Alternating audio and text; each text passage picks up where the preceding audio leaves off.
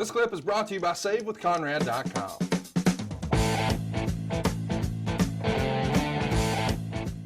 Next up, two guys who are trying to sort of find their way here in WWE. Booker T and Christian. Charmel's here, backing her man.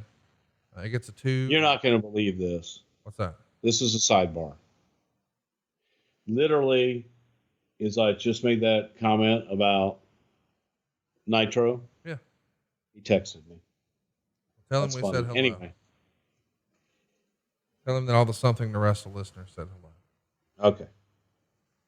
Brian Alvarez would write, Cole spent the first 5 minutes giving stats about both guys. I think the idea is that they figure this will make it look like Cole has a clue, but he comes across like he's reading it off a paper prepared for him, which he is, of course. And thus, in some way, he comes off as having even less of a clue. I guess maybe if he retains some of this knowledge, he'll be better off for it. That's his criticism of Michael Cole, and I've always found criticisms of Michael Cole to be a little unfair. It's not like it's the old days where you said, all right, guys, just call what you see on the monitor.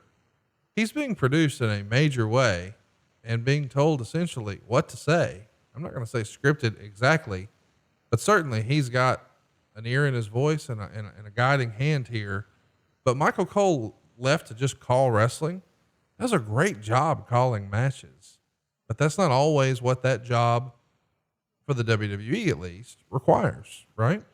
Michael does do a great job and always has. It's what's called for at the time, and some play-by-play people like to deluge you with facts and let you know how smart they are and everything that they know, even though someone else did the research for them. And, you know, that's some of the guidance that Michael was given at the time. Not always right, not always wrong, but, you know, Michael's great at doing what he is asked to do. And Michael also is one of those talents that doesn't need to be told what to do all the time either. And he is probably the most underrated and underappreciated play-by-play guy in the business. I agree. He gets a bad rap. Let's talk about this match, though, with Booker T and Christian.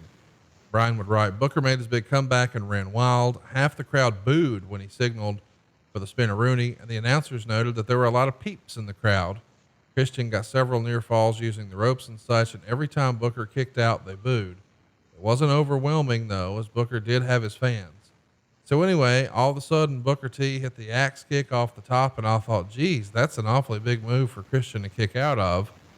But then all of a sudden the ref counted 3 and Christian had not kicked out. He lost. Who the fuck is booking this show?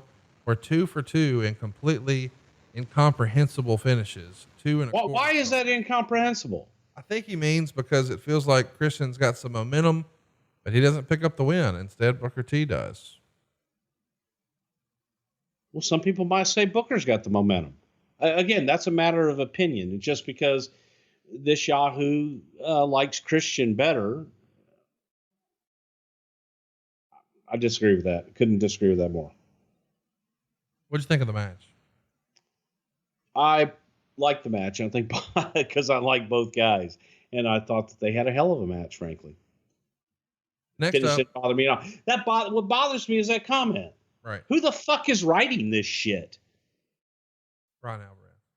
Yeah, figures. We know how you feel about Dave Meltzer. How do you feel about Brian Alvarez? Boy, lower than Meltzer. What? Yeah. Huh. I wouldn't have guessed that. How do you feel about it? Hey, it's Conrad Thompson. Thanks for checking out the podcast here on YouTube. Be sure to hit the subscribe button and the notifications bell so you get a notice anytime we upload some new content. And go save yourself some money right now. If you're in a 30-year loan or you have credit card debt, it's not a matter of if I can save you money. It's a matter of how much.